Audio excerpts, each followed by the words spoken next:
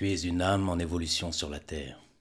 Pour évoluer sur le plan terrestre, ton âme a besoin d'un véhicule, et ce véhicule, c'est ton corps.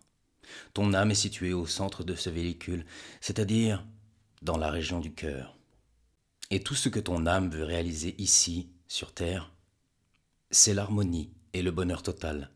Le seul moyen d'y parvenir, c'est l'amour inconditionnel, sans attente. Tout ce que nous apprenons doit nous aider à aimer davantage les gens de notre entourage, la nature, et ainsi de suite, pour nous amener à entrer de plus en plus étroitement en contact avec Dieu, le créateur de ce grand univers qui est en chacun de nous. À chaque vie, nous avons à nous débarrasser de choses accumulées au cours des vies précédentes. Tout ce qui arrive dans ta vie est toujours passager. Il ne tient qu'à toi de décider que cela dure longtemps ou pas. Imagine ton âme comme un petit soleil à l'intérieur de toi. Chaque fois que tu fais un acte d'amour, que tu donnes de l'amour, que tu ressens de l'amour, que tu parles avec amour, ce soleil grandit et devient une grande source de chaleur à l'intérieur de toi, une grande source de lumière. La lumière de ton soleil intérieur éclaire tes pensées, tes désirs, tes buts. Tout devient intérieurement beaucoup plus clair pour toi. Si la rose s'arrêtait de croître, de grandir, elle mourrait. Il en va de même pour les humains. La réalité, c'est la vie de ton âme, et non pas les événements dont tu es témoin ou auxquels tu participes. Chaque jour, regarde ce que tu as donné sans attente, et tu sauras ce que tu vaux. Une autre façon de donner, c'est de pardonner.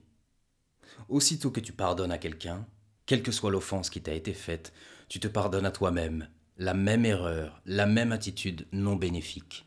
Si on te fait du mal à un moment ou un autre de ta vie, c'est que tu en as fait autant à quelqu'un d'autre, soit en pensée, en parole ou en action, soit dans cette vie, soit dans une autre.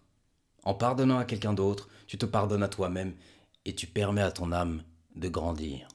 La plus triste ironie qui soit se découvre quand on observe combien les humains, au lieu de s'aimer, de vivre l'amour, se servent de la douleur pour se protéger de la douleur même. Un exemple, les gens qui ont le plus peur du rejet rejettent d'abord quelqu'un d'autre pour prévenir un rejet dans leur vie. Ils perdent ainsi quelque chose de précieux pour se garantir de la perte. Les gens se jugent mutuellement pour se protéger du jugement des autres. Les gens s'accusent de la même manière pour se préserver de l'accusation des autres. L'âme n'emporte que le résultat des choix qu'elle a faits pendant la vie terrestre à la suite des expériences et des événements qu'elle a vécus et provoqués. L'âme conserve ses victoires et n'aura plus jamais besoin de revivre ces situations.